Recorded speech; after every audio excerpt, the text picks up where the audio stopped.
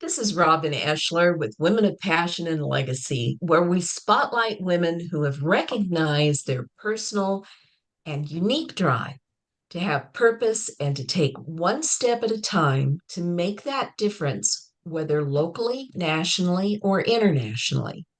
These women, like you and me, have had their own fears and have learned to push through those fears, to push through the challenges that life presents, and just take one day at a time to progress toward their dream. As a result, they have become women of passion and legacy. Today, I welcome Kimberly Young, a master's in social working who has dedicated herself to addressing the epidemic of bullying, especially for tweens and their families. She recently published an Amazon best-selling seller novel, From Bullied to Brave. Kimberly is helping children, parents, and educators equip themselves to develop awareness, self-confidence, and most importantly, resilience to rise above the trauma sometimes that goes unrecognized, or of being bullied to create futures that they envision and deserve instead.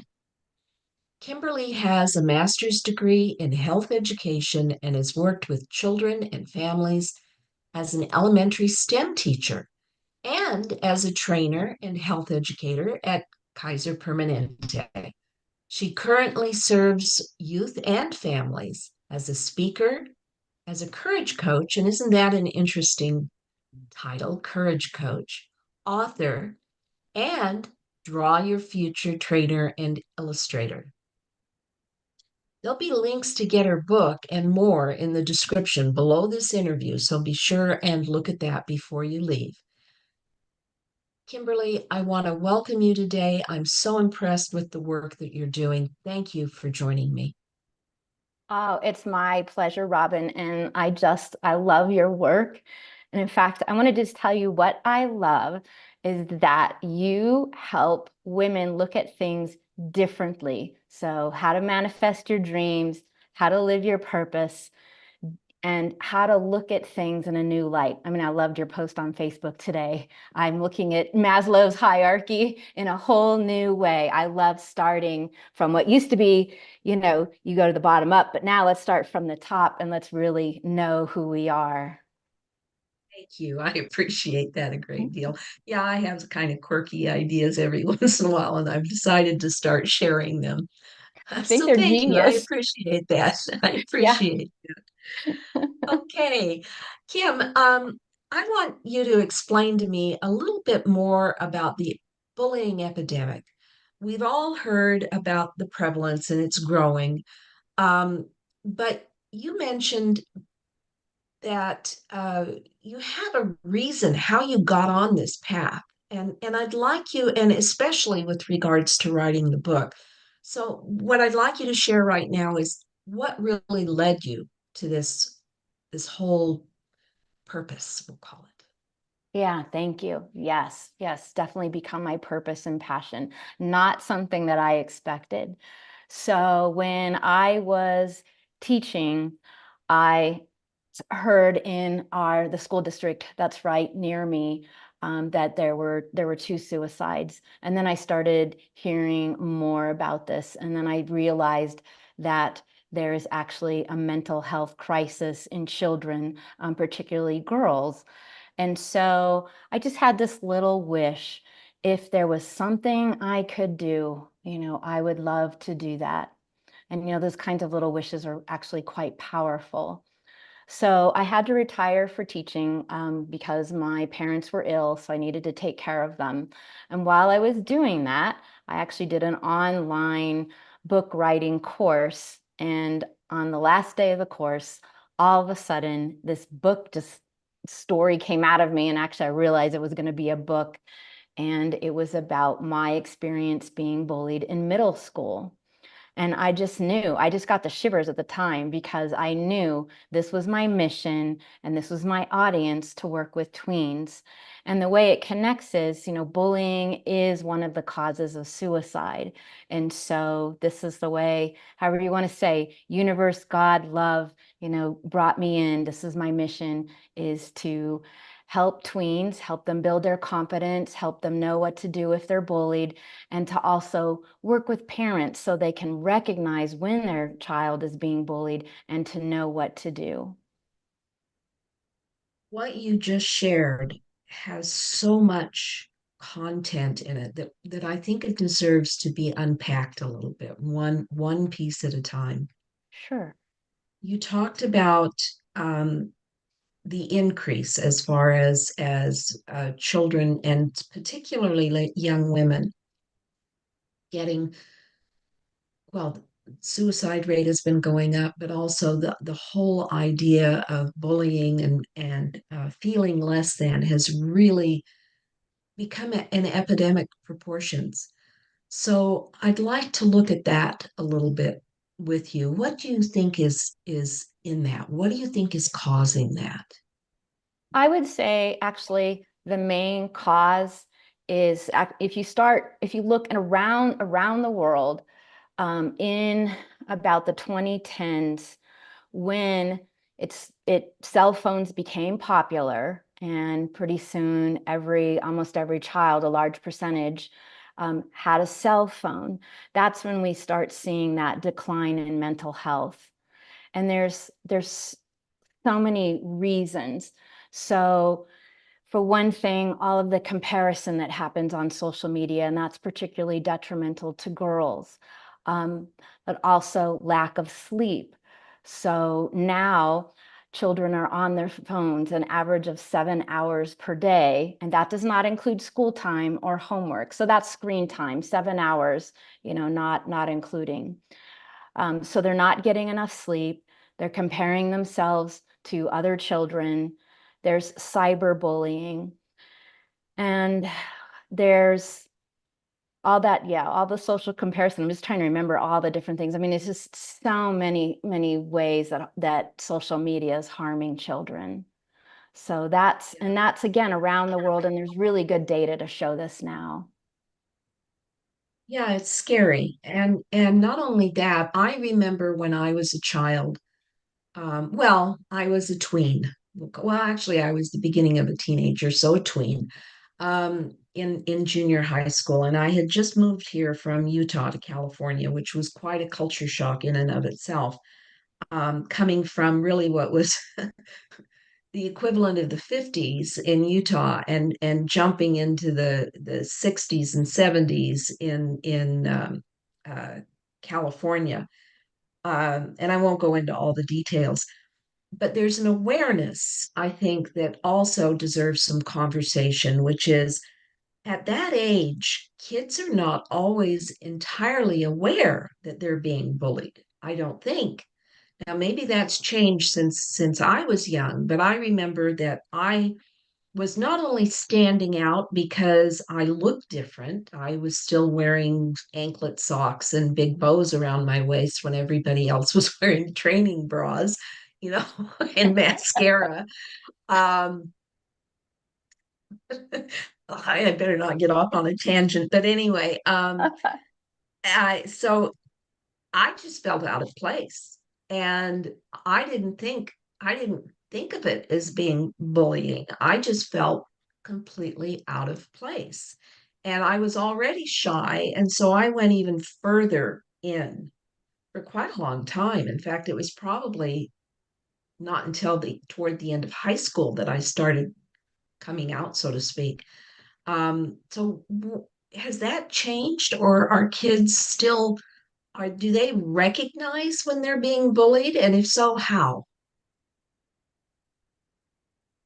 I think, well, first, I think it'd be good to define bullying. So, what bullying is when a child has either a real or perceived power over another child. And so, typically, children who are more vulnerable, who are shy, or who have some type of disability, those children tend to be bullied more. Although, frankly, any child can be bullied because sometimes it can happen just because of jealousy. And this particularly really ramps up in middle school. So when girls in particular are kind of jockeying for, who's going to be the most popular girl, sometimes what they'll do is they'll start bullying another girl. And it's relational bullying or mean girl bullying. So that's what bullying is. Are children more aware? I would say yes, they are. I think parents in some ways are also more aware, although sometimes it's simple conflict, and parents call that bullying. So that's one of the things I saw as a teacher. Some parents are a little too sensitive, but then some parents aren't aware. And then that's the part where it really gets sad if parents aren't aware there's bullying happening.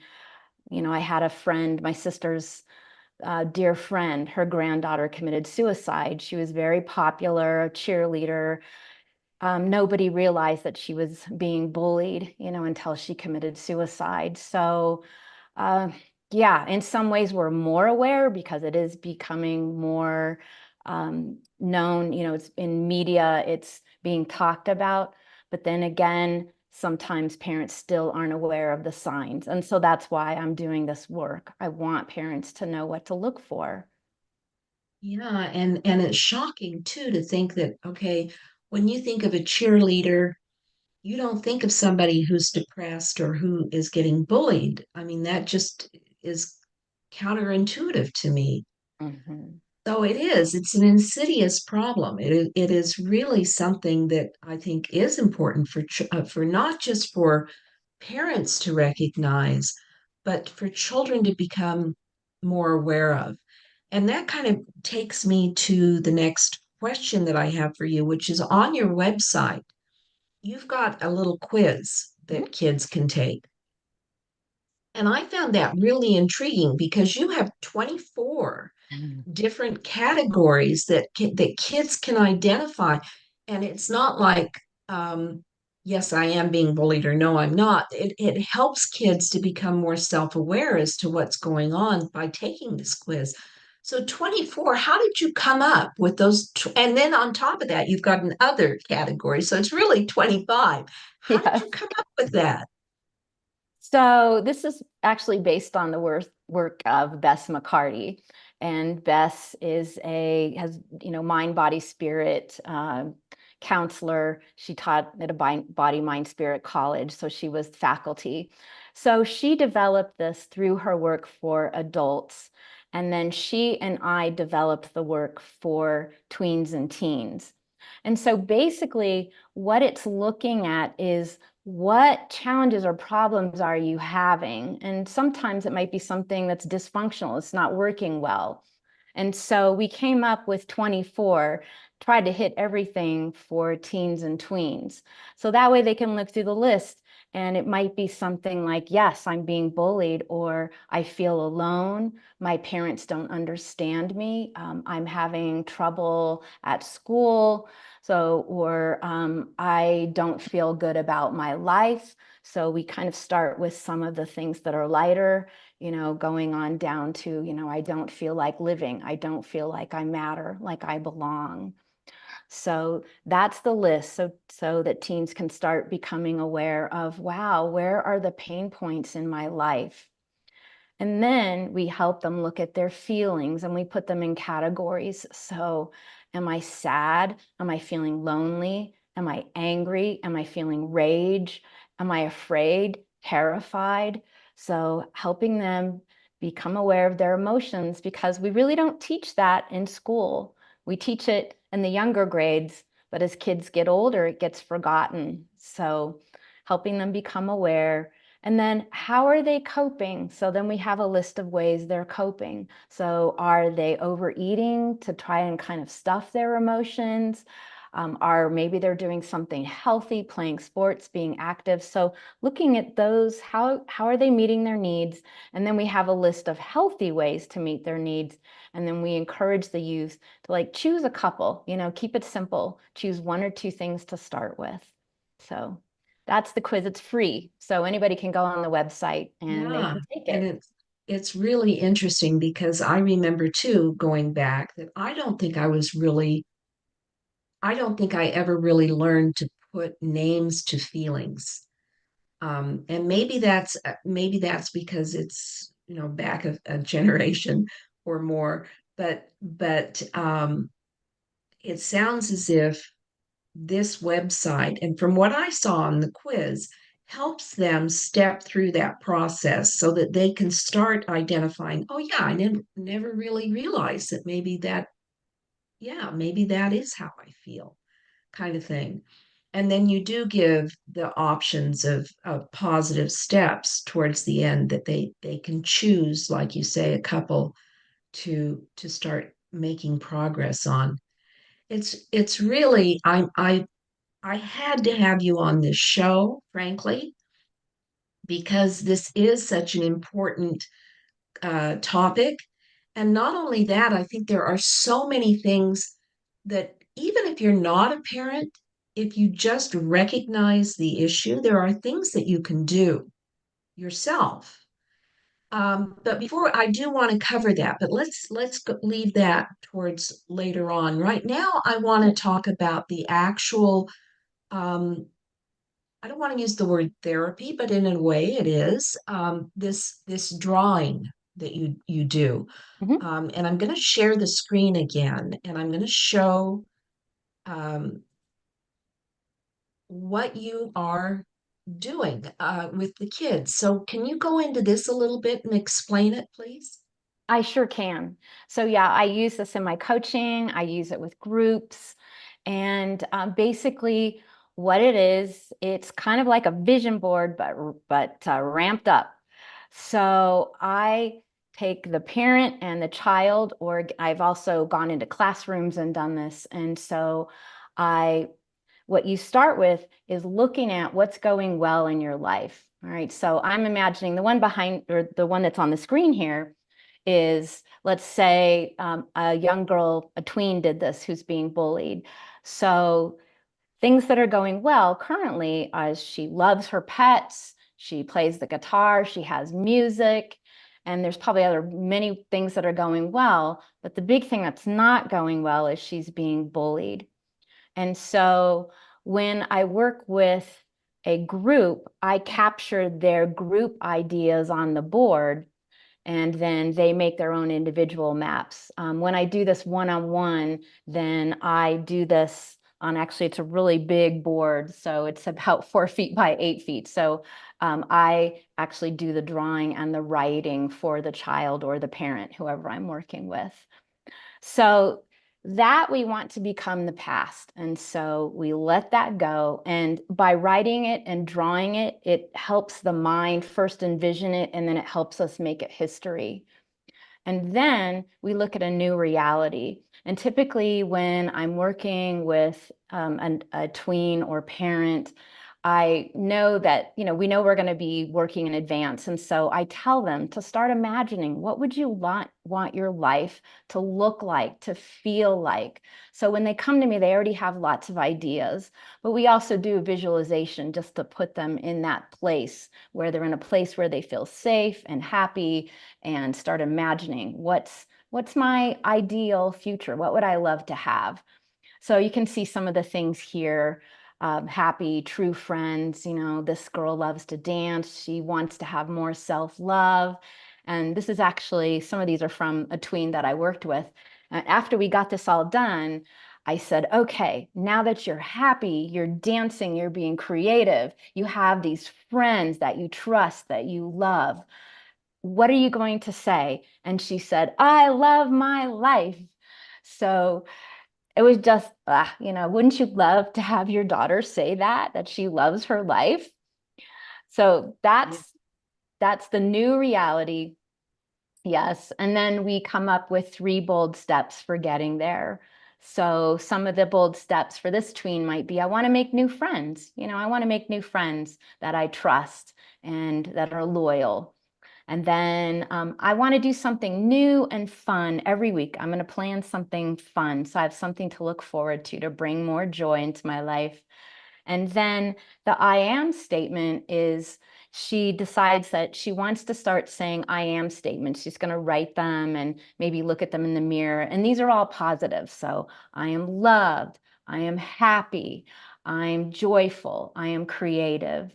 And this was actually one of the things that one of my tweens chose that she wanted to do. In fact, she put a little post-it note on her mirror to remind her every morning when she was brushing her teeth. So that's the process. So it's basically changing the images and the beliefs that we have and recreating the wonderful life that we truly desire. You know, I have a sad thought, and that is that because what you're doing is absolutely beautiful, but do kids ever get teased about this process? Have you run into that? I have not run into that, not at all. And No? I've done it in middle school classes. I even did it with like a really difficult class because these were the kids who all of their cohort, you know, the rest of their class, they were all going to a trip to Washington, D.C. And these were the kids who, you know, couldn't go for whatever reason, couldn't afford it, whatever. And they did it together. And no, they did not tease each other because this is, and it's their work. So again, they are working on this on their own at their desks, and it's for them. They don't have to show it to anyone else. Yeah. That's beautiful. It really is. And it brings up that concept of resilience that children I'm sorry, I'm getting a little choked up because it's reminding me of something I'll share in just a moment. Mhm. But the resilience is incredible in kids if you just give them a chance. And the reason that I'm tearing up, it's a little bit of a side comment, but I developed a program for at-risk youth, and I was volunteering at a alternative high school. And one of the things that I would do is I would go into, they had picked a certain group of about, I think it was probably 12 or 15 kids that came into my classroom. And I would take them on various different field trips. And the concept was to kind of open their vistas as to what was possible in their lives. Mhm. And one boy who really was the most difficult in the class, he was always challenging me. He was always making little snide comments and getting kids to giggle and things like this. In the end of of the semester, he came up to me, and I had actually, like I say, he was a difficult kid to work with. And he came up to me at the end of the semester and he invited me to his graduation. Well, not all kids, number one, graduate on time. And I think this was like his second go around. And I was so taken back because I personally had felt like he challenged me the whole way. But in the end, he invited me to come to his graduation. Anyway, when I asked him, I'm honored, but why do you want me to come? And he said, because you made a difference for me. And oh, geez, even now, and that was like 20 years ago, it chokes me up. And the reason that I thought of that, I think, is what I was thinking about as you were describing these kids working together. They Mhm. can drive each other nuts with teasing and joking and all of that. But at some level, they recognize that they're all in the same boat, I think, and that there is this natural inclination towards resiliency if we just give them the chance, if we just open those doors for them. Yeah, we have to foster it. And it's also, I imagine with that young man, he probably didn't trust adults. He needed an adult who he trusted, and he was going to push boundaries, push your buttons to see if you were going to continue to be trustworthy. And you showed him all the way through that you were. And that's why he invited you to your graduation, to his graduation, and why you made a difference in his life.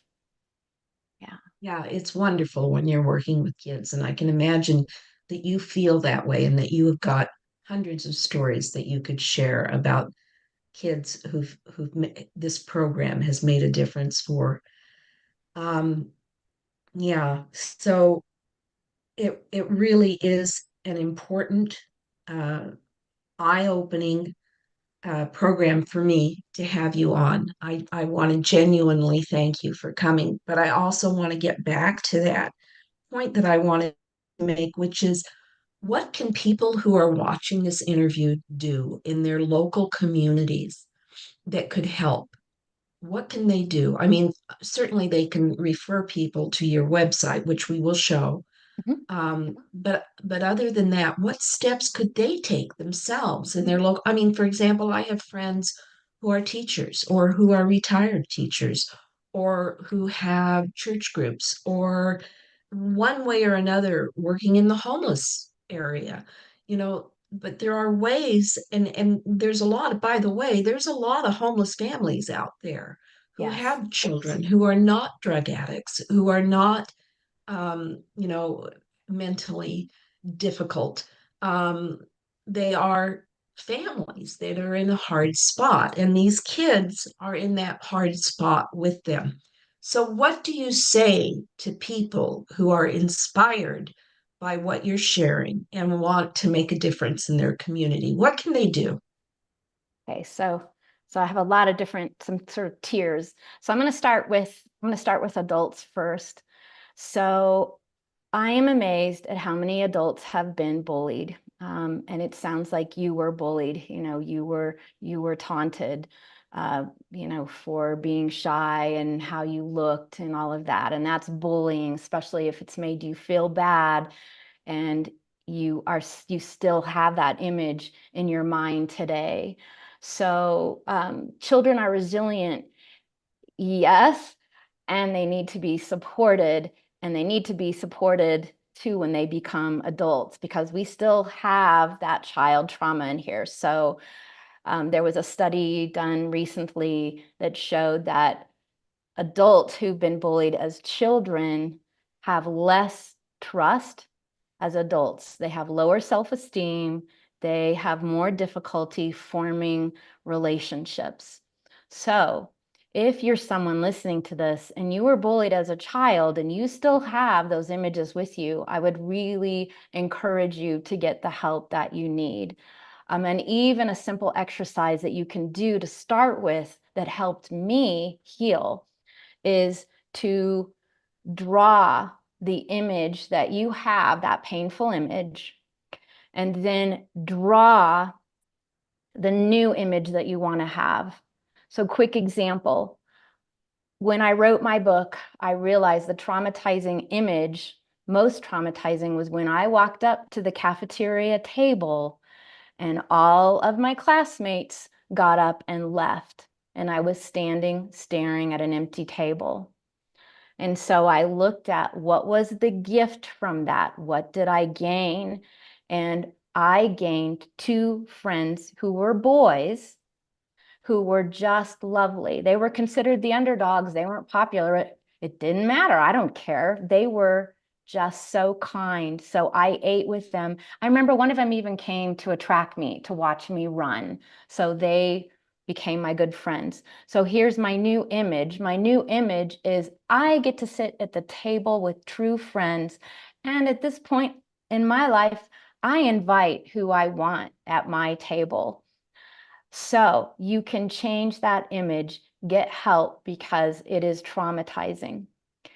Now, the other thing that I recommend if you have children or you work with children, it's important to start looking for the signs of bullying. And these are also the signs if a child is having some type of mental health distress. So changes in behavior. All right, so all of a sudden the child is withdrawn. And again, it's not like just one day is a bad day. This is something you're starting to see over time. My child is withdrawn. They're going to their room and hiding away. They're on their cell phone all the time, which could be, I know kids do that, but it's like, how are they interacting? how is their emotion? Are they more sad? And then not wanting to go to school, having stomach aches, headaches, so signs physically. And then other signs physically could be seeing bruises, torn clothes, or maybe you give them money for lunch, and there should be change, but all the money's gone because someone's taking their lunch money. So you really want to be aware.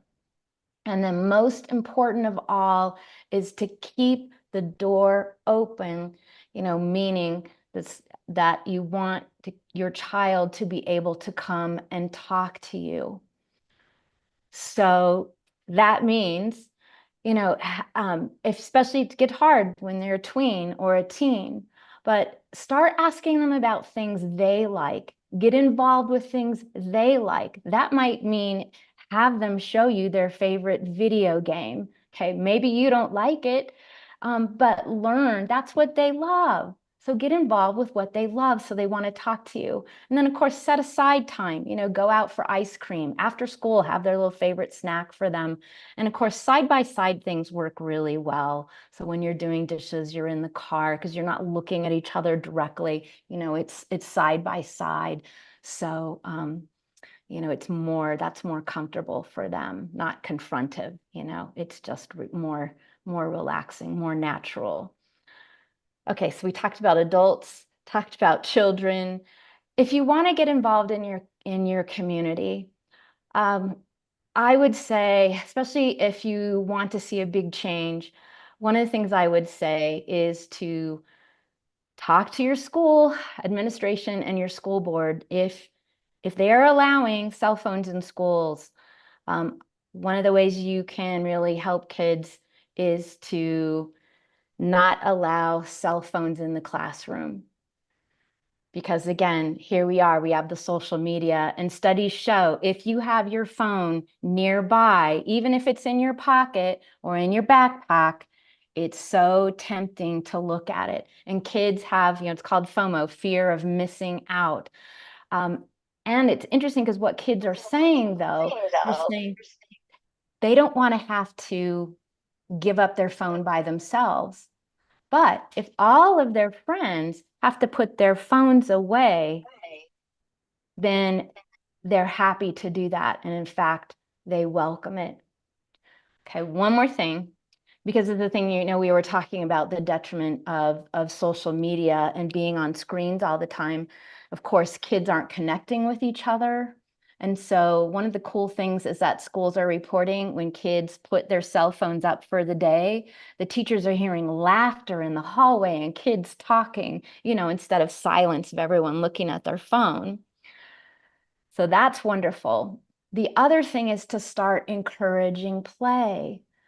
So Robin, if you think about when you and I were little, I mean, we went out and played, right? We played with kids, and kids aren't doing that as much. And it's kind of crazy because parents started being afraid of letting their kids play. Let them play. If you look at how we are supposed to evolve, we're supposed to play. If you look at mammals, you look at dogs, you look at, any animals, they play. So play is really important for developing relationships and also for realizing our abilities. It's okay to get a scratched up knee. That's what kids, when you look at natural development, a baby, once it starts to walk and crawl, once it goes from crawling to walking, they start getting into things because they want to explore. So it's important for kids to do that for their development. And I want to add one more thing to this. You think a screen is safer, but it's actually not. All of a sudden, you are taking someone who does not have the executive function, okay? Their frontal cortex is not developed like ours is, so they have a hard time saying no. All of a sudden, you have given them access to a whole world. And sadly, if you start looking at some of the different social media apps, you look at Facebook or you look at Instagram, they feed your child negative images, videos, etc. In fact, like on Instagram, if a child, maybe a young girl, she just wants to know about healthy eating, but they will start putting in her feed girls who are dieting, girls who are anorexic, girls who are too thin. So it's actually more dangerous to be on the internet and social media than it is to actually just get outside and play with your friends. Not only that, but if you look at emotional intelligence, that's a learned skill. And what it means is the ability to interact with people, not with computers, not with your screen, not with artificial intelligence, not with the algorithms that feed all this stuff, but with people. Yes. And over the last few generations, emotional intelligence has steadily declined as technology has gone up. So, Yes. yeah, and I think more and more parents are beginning to understand this. It makes it difficult because it is so addictive for Yes. kids. I look at my grandchildren, and my son and his wife have limited screen time for their kids. They recognize what you're talking about, but it's addictive. And the poor child has no defenses against it. So it's a struggle for parents to constantly have to say no, no, no, no, no, and then that builds resentment and hiding and even what the kids would consider white lies, but they're not. They're real lies about how long they're spending on the screen. So it's a problem. Um, Yeah. but I absolutely echo what you're suggesting that parents have to be vigilant and make sure that their kids are not spending as much time on the screen as they're told they are. Don't always take that as being the truth. Um, I think that uh, I think it's really great that if you're a parent, you're giving them these clues. And as parents, what I'd like to say is first and foremost, and I don't do this on my show, but first and foremost, I really do recommend that people pick up the book and read it. And if you're not willing to read the book, I want to show the website. And Mhm. so let me take you there too to show you Kimberly's Sure. website and kind of scroll through it a little bit. Sure. It's infiniteimagination.coach. Really great URL. And there's free gifts. There's the offer of the book, which is important for everybody to know. There's different services that Kimberly is offering. And for kids, mom and daughter, I think that's important because that communication can break down in the tween age, and resiliency programs and ideas that you can create with your child. Mhm. I think that's what a lot of, and it's not the parents' fault. Okay, we are in a society today where parents have to work. Okay, Mhm. it's no longer mom stays at home and is able to interact with the kids. It's constant juggling. But if a parent can take the time to sit down and actually do one of these drawings with their kids, after getting training, maybe even from you, and I know that you've got classes that you offer all the time, that this is another activity that can be practiced. So there's this. Where's the quiz? Is that further down? So, in any case, there's everything you could want is on this website for people that are interested in learning more about how they can get involved and become knowledgeable and help their communities. And in addition to that, there's the quiz. And even if you're not a child, you can look at the quiz. It's open.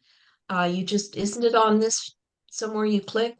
You know what, Um, Robin? I have two websites, but you know what I will do when we are done today? I will add it to the top of this website. So so, after it'll be there today. So, Okay, she'll great. be able to find the quiz. Great. And That's wonderful. I do recommend that parents take the quiz. I mean, take it with your tween or teen and then discuss it together. Okay. Okay, good.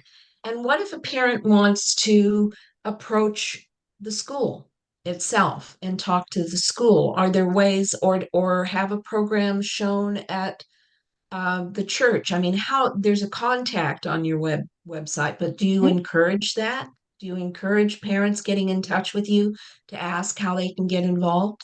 Oh, definitely. Yes, I am more than happy to help. So I can tell them how to get involved, or if they want me to come and speak and talk about bullying and what they can do. And also, or if they want me to come and talk to the children, because I love talking to the children about teaching them to have empathy. Let's start early.